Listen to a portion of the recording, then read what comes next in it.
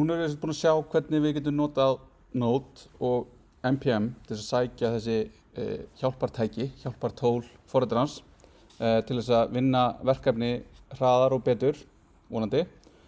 Og nú ætlum við að skoða þess tvö sértæktól sem tengjast CSS sérstaklega og það eru Sass og Stylint.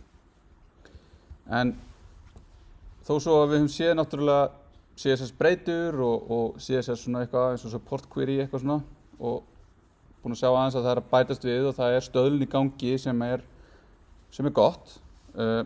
Það er svona ákveðið gat þarna fyrir forritarar sem sest niður og ætla að byrja að nota CSS og er bara eitthvað, hvar eru föllin mín, hvar eru ídrænirnar mínar, hvar er þetta sem að ég á að ég þekki og vill geta nýtt, hvar er það í CSS? Og þá var það bara eitthvað, CSS er ekki hannað til þess að gera svona hluti, það var upprunalega filosófían. Svo hægt og rólega búið að bæta við og það er verið að hugsa núna að bæta við, bæta við if, bæta við einhverju öðru svona, og þetta er að gerast í þessu stöðlunarferli sem er í raun miklu hraðara og bara mjög skemmtilegt í dag. Og vonandi er það þannig að í raun þessi tól sem við erum að skoða núna, þá sérlega Sass, að þau verði óþörf, af því þau eru að mynda eitthvað svona einhverja brú á milli þessara löngunar forritara til þess að fá ákveðna virkni, þangað til að hún er orðin stöðluð og jafnvel að stýra því hvað er staðlað og í hvaða forgangi. En þegar þetta er allt komið, að þá sé CSS í raun bara forritunarmál, þannig séð, sem að uppfyllir allar þessar kröfur.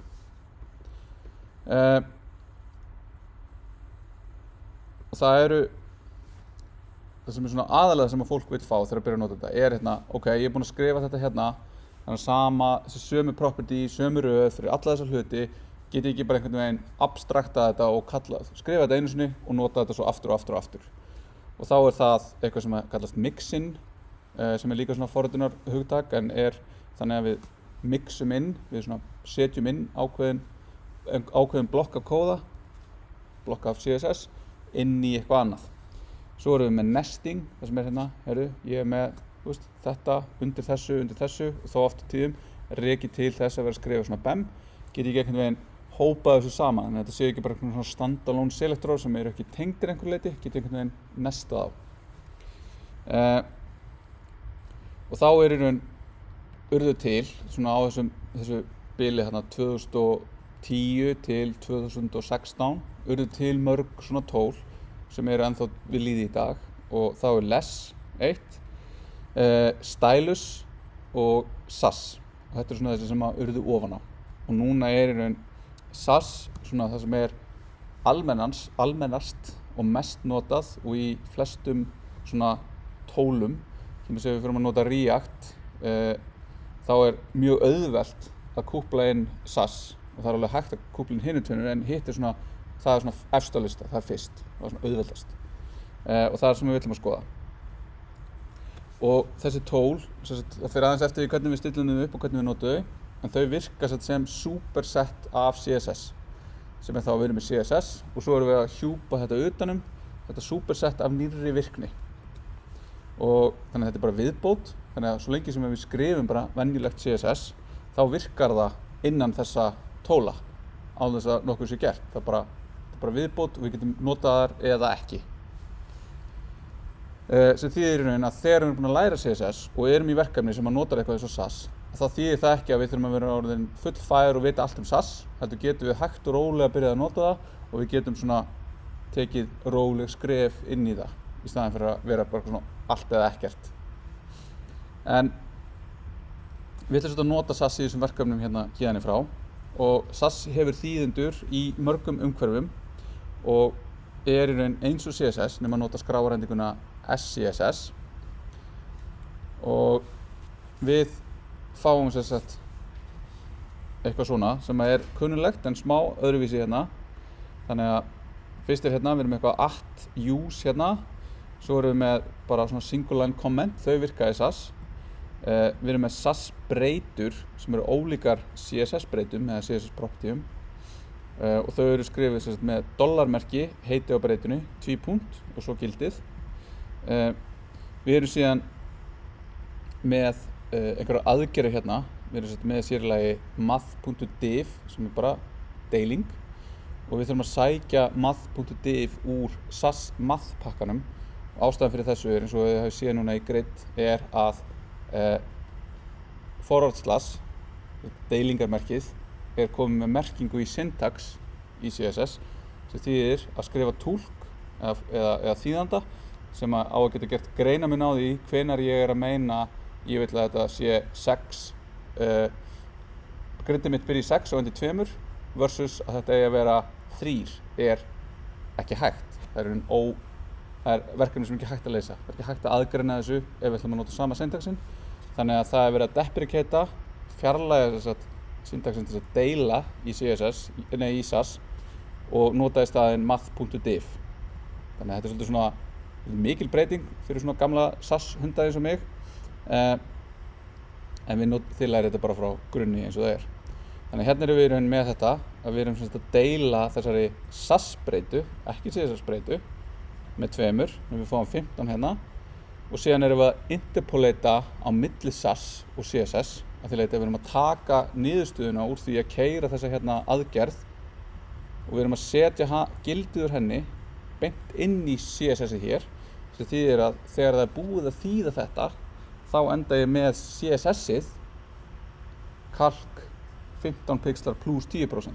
Þannig að þetta hérna þýðist í burtu og verður bara að gildinu sem var reiknað sem 15 pixlar. Svo eru föll eins og darken og lighten og þetta blanda saman litum þannig að ég get tekið einhvern ákveðin lit og ég get gert hann 10% dekkri. Og þá það bara gert að gera einhverja litateóríu og það í raun síðan þegar það er búið að þýða þetta að því að SAS verður alltaf að þýða yfir í CSS þá verður þetta fjarlægt og út kemur 10% dekkri blár versus þessi hérna. Þannig að þegar það er búið að þýða þetta, þá enda ég bara með þessar 3 línur. Allt hitt hverfur.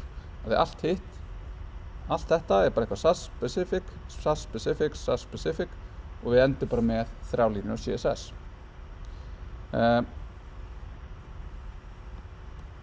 Já, og þetta er þarna sem ég var að nefna.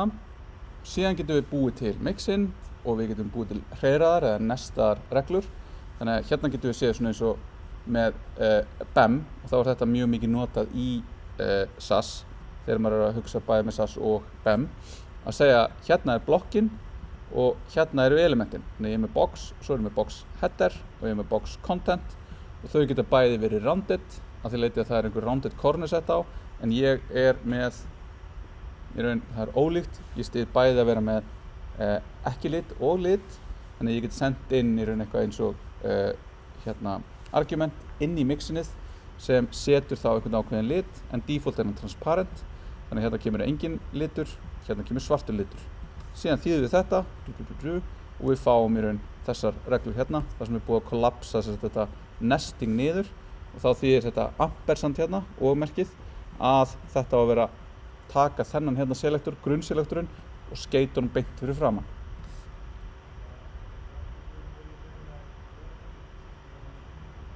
Nei, ástæðan fyrir þessu er einfaldlega til þess að þetta passi á eina glæru. Ekki merkilegra en það. Þannig að þetta er ekki eitthvað sem er sérstakt, heldur ætti þetta að vera í raun hérna. Og ég ætti hugsanlega ekki að nota íslenska orðið og þá myndi þetta leysa þetta sjálfur sér. Síðan getum við tekið media queries eins og þau eru búin að kannski upplifa að við skrifum eitthvað og svo gerum við media query og þá einhvern veginn svona förum við út úr því sem við erum búin að vera að vinna í búið til nýtt media query, það er hugsanlega einhvers annars staðar í skránni og það er aftur selektorinn og þetta er svona, þetta er svolítið vandræðalegt, þetta er svolítið svona óþægilegt en með SAS þá getum við bara skrifa þau svona inn í og þá bara eiga þau við strax það sem þau eru inn í. Síðan getum við líka nota SAS-breytur í media queryinu sjálfu. Það er eitt svona stór ókostur við CSS-breytur er að það er ekki hægt að nota þarna. Þannig að við þurfum alltaf að fastsetja sama pixeltöluna í öll media queryinu okkar. Þannig að maður þarf að skrolla kannski upp og niður. Hvað var hérna medium breakpointið mitt eða large breakpointið mitt? Þannig getum við nota SAS-breytur til þess. Og þetta er til dæmis búið að ýta stað þeirri stöðlunar svona ferð að það er verið að setja inn þá virkni í CSS í grunninn að þar sem þetta nota CSS variables hér. Síðan getum við notað @import regluna til að innifella aðra skrár, en við getum gert það líka með CSS, en ókosturinn að ef við gerum þetta með CSS bara out of the box, að þá erum við að reyna að segja hérna, já, þú ætti að innifella þessa skrá, þú ætti að innifella þessa skrá, þú ætti að innifella þessa skrá, og ef við erum að gera þetta svona, búin til aftur tré af importum fyrir CSS-ið okkar, að þegar við erum síðan, vafrinn kemur og er að skoða CSS-ið, að þetta mun hægja á því hvernig CSS-ið okkar er túlkað. Performance-ið á því að bara finna allt CSS-ið er slakara ef það þarf að vera að rekja sig eftir þessum importum út af því hvernig vafrarnir vinna með CSS-ið og hvernig það er fetsað. Þannig að ef við notum þetta í SAS þá er þetta þýtt saman í eina skrá og þar af leiðandi þægilegra fyrir okkur að nota þetta. Eða við notum þetta án þess að fá þetta performance penalty hugsanlega, og þannig getum við skipulagt verkefnin okkar.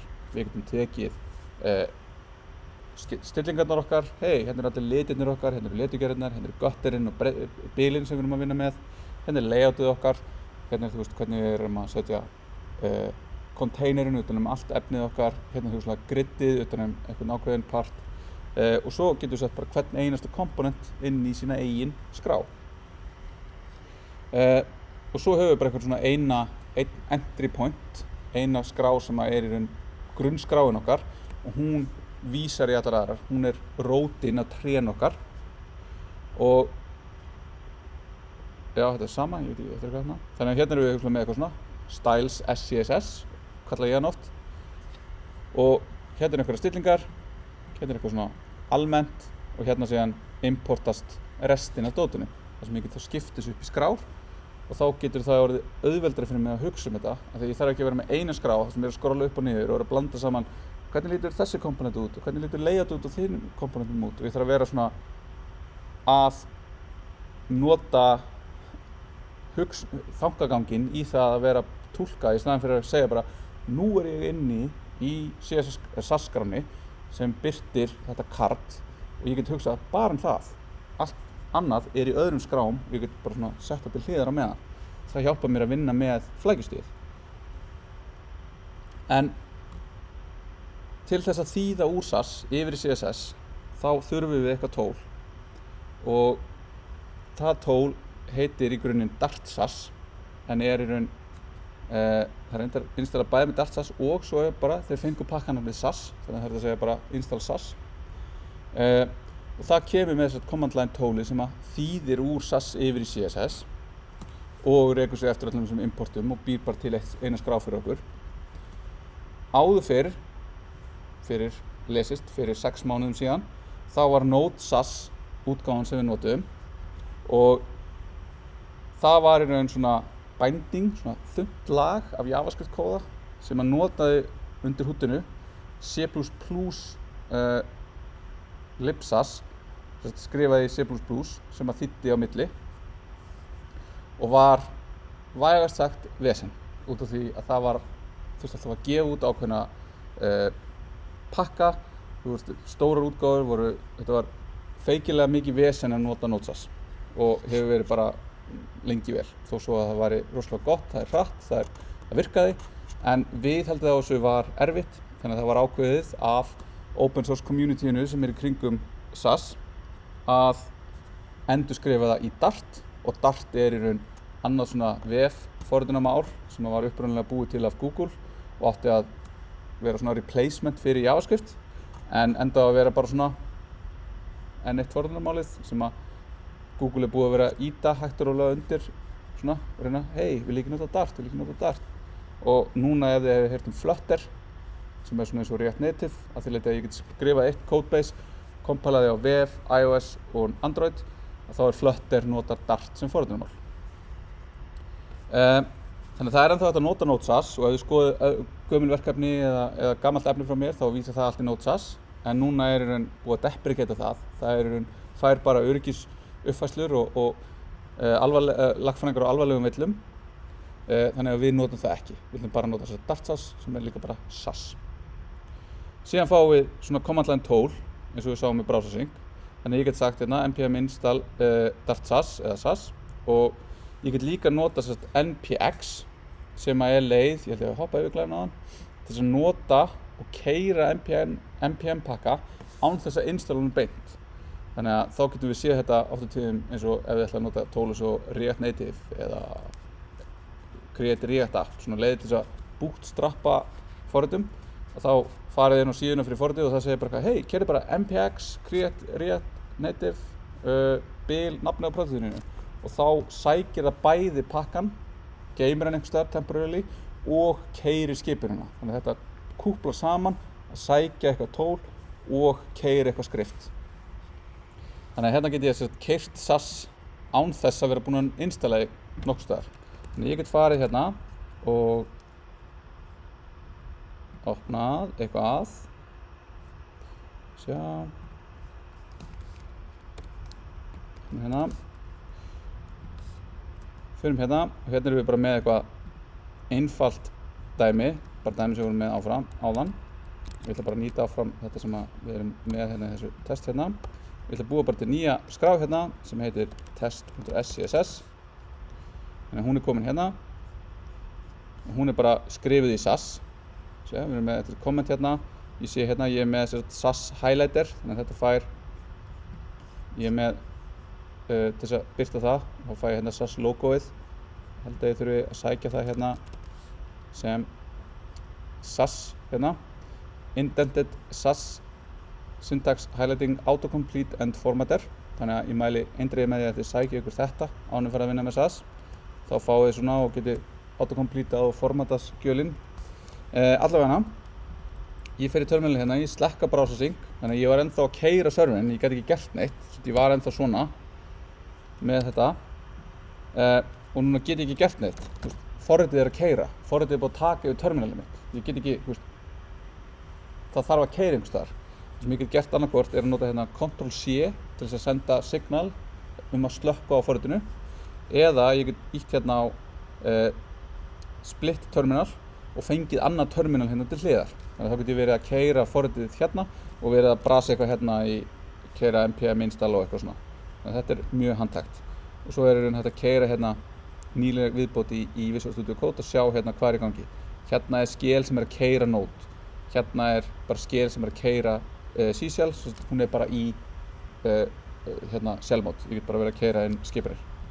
Þannig að nú er ég hérna og ég er með þetta test.scss, þannig ég get gert npx sas test.scss sem er þá inputið mitt, það er það sem ég sendi inn í forritið. Svo þegar ég senda annað argument sem er hvað á skjalið að heita sem kemur út úr því, þá heita test.css og nú keyri ég þetta og þá segir hún reyndar út af því að ég er í möppu hérna með package.json, þá segir hún ég þarf að installa SAS.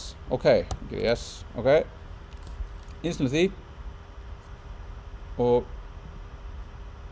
hún kemur ekki hér en hún setur þess inn í Node Modules af því hún fann Node Modules möppuna. Þannig að núna er ég hérna með test.css og ég er með test.css og test.css er sem sagt þýdda útgáfan af þessu skjali.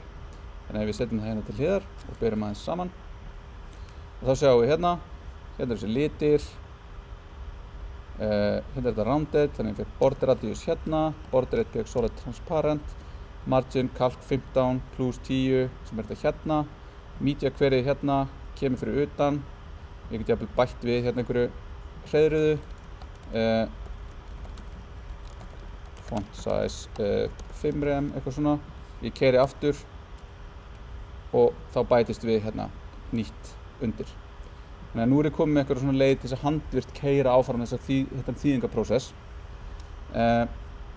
Og aukalega fæ ég líka hérna eitthvað source mapping url sem segir test.css.map og ef ég opna það þá sjáum við að það er eitthvað hérna, þetta er aftur JSON, notað sem gagnaformat til að geyma alls konar hluti. Þetta er eitthvað sources, test.css, mappings, A, E-A-J-E eitthvað, en það sem við erum með þarna og já, ok, ef við klárum hérna þá get ég þess að núna líka installa SAS og sett þessa skriftu bara sem SAS skriftuna. Þannig ég get bara keyrt þetta þegar ég vil þýða. Þannig þá er aftur, ég þarf ekki að muna hvaða röð af inputum þetta er. Ég bara keyri npm run SAS og þetta gerist. Maður setur þessar skriftur inn í package.json hérna, eins og við gerum með browsersync. Ég get sett inn bara eins margar skriftur og ég vill þarna til þess að muna, svo ég þurfi ekki að muna nákvæmlega hvað þetta er. Ég gefi þessu bara eitthvað svona alias sem ég get keyrt. Þetta source map sem sagt út af því að þegar ég fyrir núna að nota SAS og ég að debugga, þá mjög óþægilegt ef ég myndi sjá hérna, já, þetta border radius 5, hann kemur úr línu 3 í test CSS skráni, en það þitt skrá og þetta getur verið í raun úr bara einhverju importi úr importi og þá þarf ég að fara einhvern veginn að reverse lesa þýðinguna yfir í sourceið. En source mapið náttúrulega þetta source map, þetta kort af því hvernig þýdda dótið kom úr source-mun. Þannig að þegar í staðinn fyrir að segja að þetta sé í línu 3, þá myndi þetta segja mér að það sem ég að debugga í línu eitthvað hérna í box hér, línu 14 í test CSS. Við sjáum nánar eftir. En það þetta sem að source map gerir og source map til fyrir CSS og SAS og svo munum við sjá það líka þegar við fyrir að nota sviputól fyrir JavaScript. Síðan í staðinn fyrir það að við séum í raun að keyra þetta í höndunum alltaf, þá getum við eins og með browsersync, við getum látið tólið bara uppfæra þetta sjálfkrafa þegar við vistum skrár. Og þá getum við satt flaggið hérna watch og þá segir það bara eitthvað, fylgstu með öllum SCSS skrám, ef einhver af þeim breytist, keyrðu aftur þessa skipun sem hérna restin, sem í raun bara að túlka CSS-ið yfir í stæl CSS. En þá bara keyrir hún þetta fyrir okkur.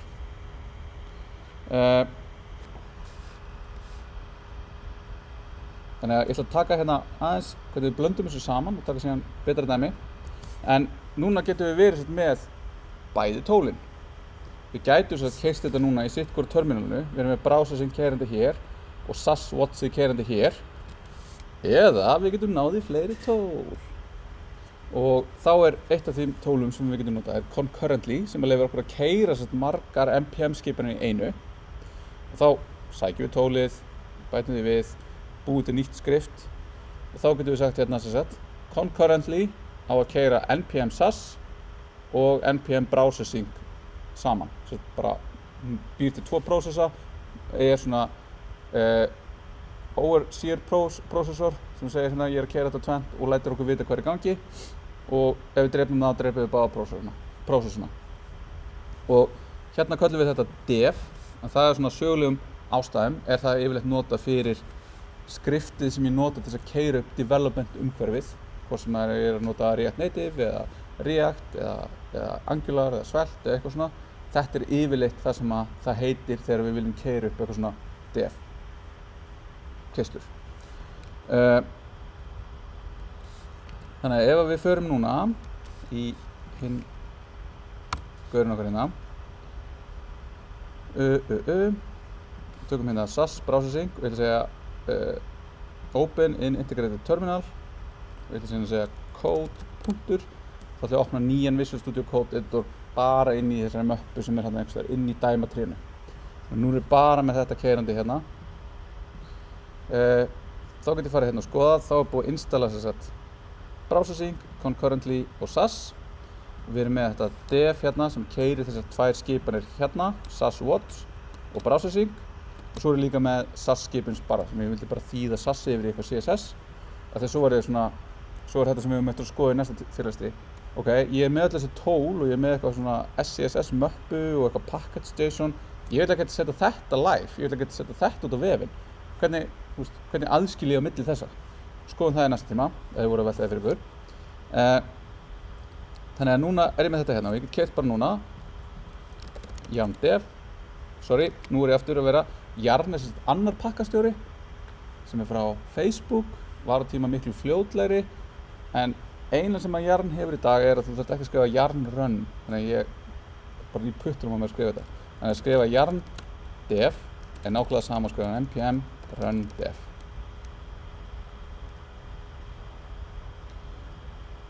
Já, Yarn og npm nota sömu servera til að hýsa pakkana, yfirleitt sömu package.json allt eins. Þetta var í raun bara munur á útfærslunum á forritunum sjálfur. Að keyra npm install gat tekið, þetta var bara að keyra npm install í stórum prótítum gat tekið allt undir 5 mínútur. Það var bara svo mikið yfir að vinna með öll dependency og trén og eitthvað. Og þá var Jarn var til hjá Facebook, að það voru einhverjir engineers sem voru að vinna að React, sem að nefndi þess ekki. Bara eitthvað, nú skrifum við betra tól. Og svo var þetta til svona heilbrigð samkeppni, þannig núna npm og Jarn eiginlega bara alveg hratt. Allavega, keyrum npm run dev, þá sáum við hérna að það koma svona skipting hérna og þá það í raun skrifað út upplýsingar í standard out, í konsolið, í skilina, bæði frá SAS-Watch keyslunni og browser sync keyslunni. Það í raun prefixað með heitinu á skriftinu, þannig að við vitum hvað að gerast. Þannig nú sjáum við hérna SAS-Watch compiled style CSS to style CSS, browser sync file event change style CSS. Þannig núna erum við með svona lúpu þar sem að ég breyti SCSS skrá sem breyti CSS skrá sem lætur browser sync triggera til þess að reloada browserinn. Þannig að við erum komið með svona feedback lúpu. Þannig núna ef ég fer hérna og lókum þessum gaur og lókum bara þessum gaur alveg og ég með hérna halló heimur, uppfæri hérna, uppfærist hér, ég fer hérna í style CSS og ég segi bara breytum eitthvað aðeins hérna. Þetta er hérna div, þannig segjum bara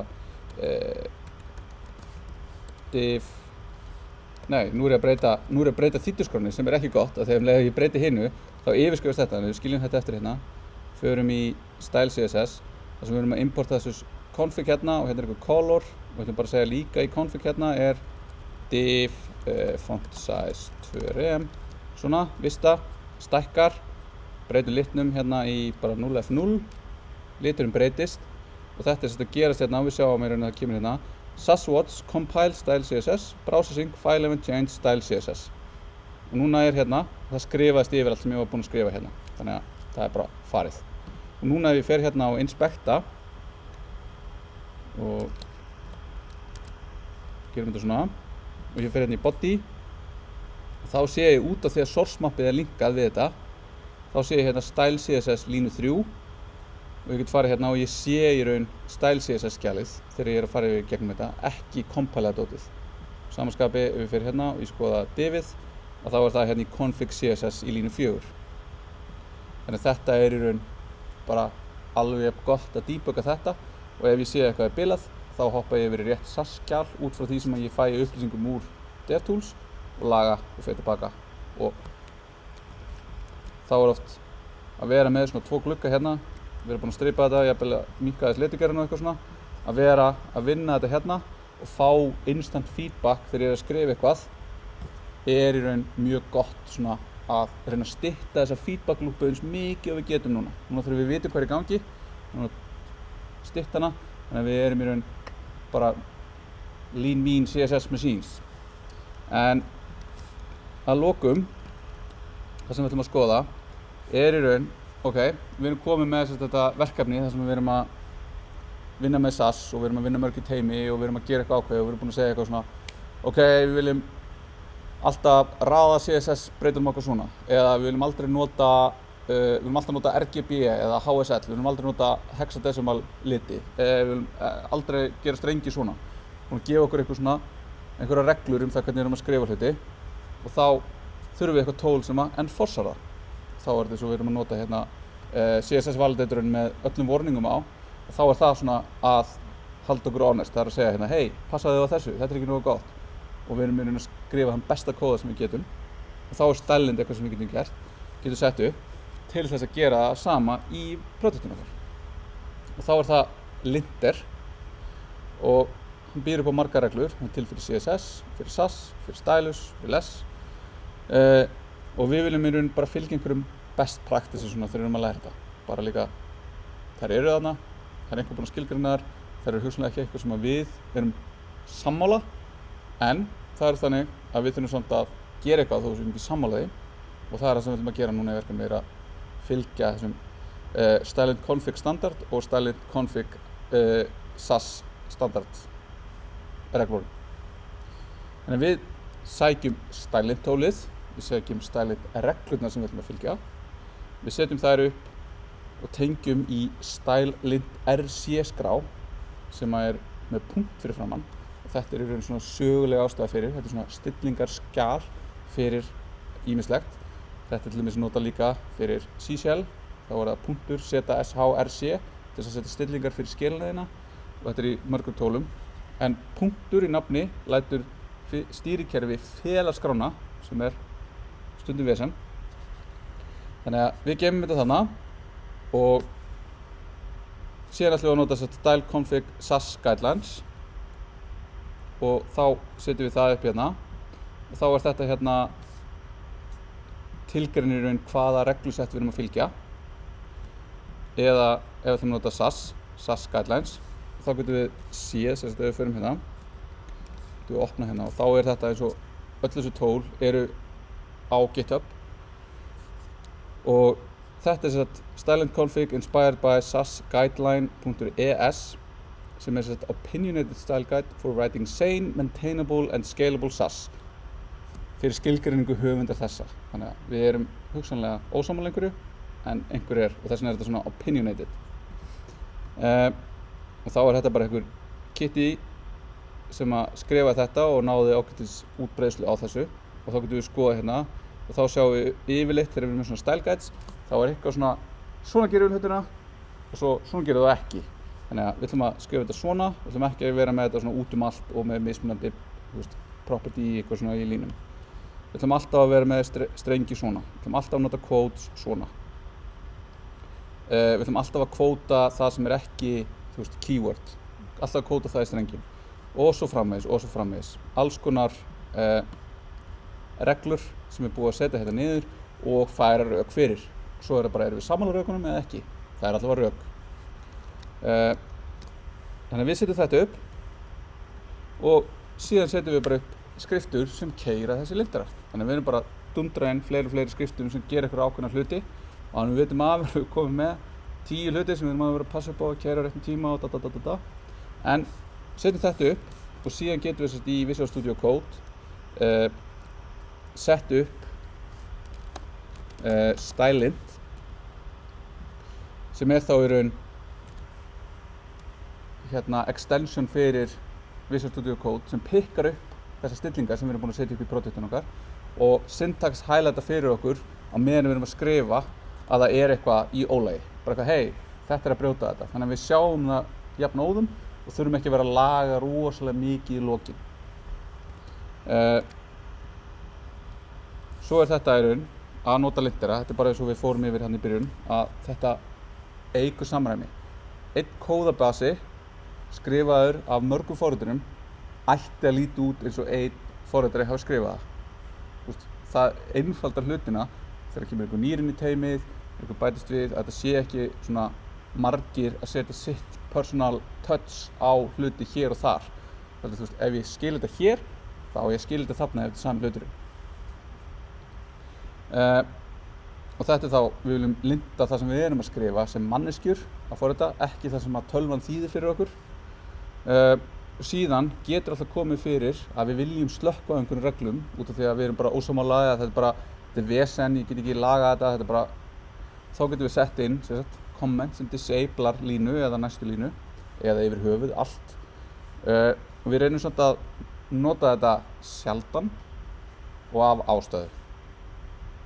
Og síðan aftur ef við erum að nota þessa lintera þá mun í raun þeir skila villukóða, þar að segja að þeir skila tölu sem er hærri en 0 sem er í raun bara í skil. Ef ég gerir exit með einhverju sem er ekki 0 þá er það túlkað sem að forritið hafi hætt með villu og þá fáum við svona hávaða en við getum slökkt með því að setja silent sem er oft gott með þessa lintera og sjáum við bara nákvæmlega hvað tólið er að kvarta yfir. Þannig að þá getum við tekið núna í lokin dæmi stylelint. Þannig að þá oftur fer ég hérna opna þetta svona og opna þetta project þetta dæmi alveg sér. Þá er ég með hérna SCSS og CSS lintera. Ég er með stylelint uppsett og ég er með stylelint RC hérna og ég get skilgreint báða og þá er þetta í raun þessi hérna inkluderar þennan hérna, en nú get ég get verið með fleiri en einn, ég get verið með þetta hérna sem að tilgreinir hvernig ég ætla að raða propertyunum mínum.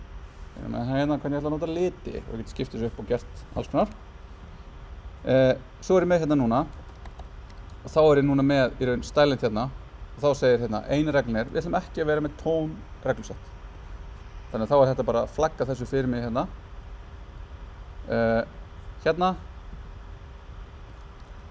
nú ekki okkur syntax-highlightingið er ekki að poppa inn en allavega þetta er til hægðarauka.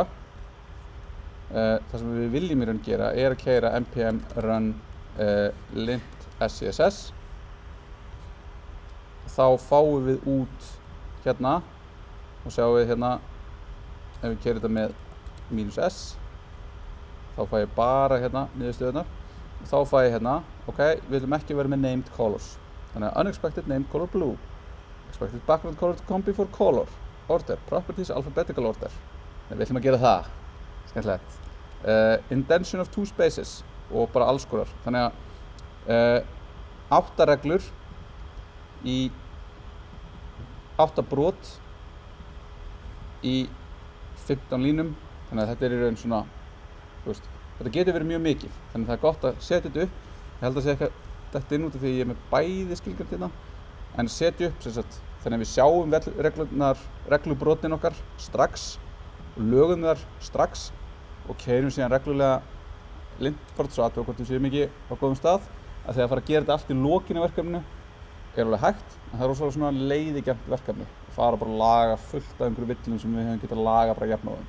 Og þetta hjálpar okkur líka við það að fá svona í puttana svolítið aga það hvernig við erum að skrifa. Og bara fá feedback á það hérna. Já ok, það er kannski ekki best að vera alltaf að nota hérna named colors. Eða ég var alltaf að nota 3 bil hérna þegar ég bara einhvern veginn sló á bilsningin og þannig. Þannig að þetta hjálpar okkur þannig.